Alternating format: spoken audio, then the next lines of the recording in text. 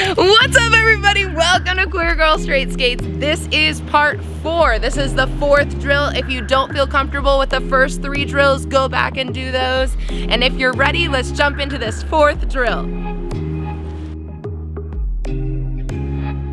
You will start by striding forwards and then embarking on a 2-footed jump. Afterwards, you will turn around and toe stop, then proceed to skate in the opposite direction. Next, jump 180 turn, and finally end with a backwards plow stop. Now let's see the whole thing in slow motion.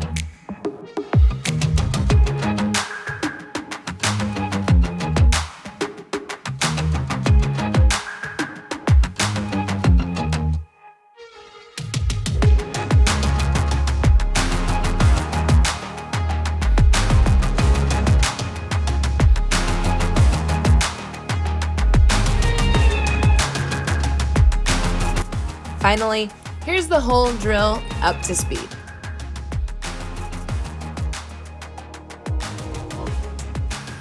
Thanks for watching this episode of Queer Girl Straight Skates. Don't forget to like, comment, and subscribe. Take these drills and practice them. They will help you get better. If you want to support me, I have some awesome new stickers in my Etsy shop.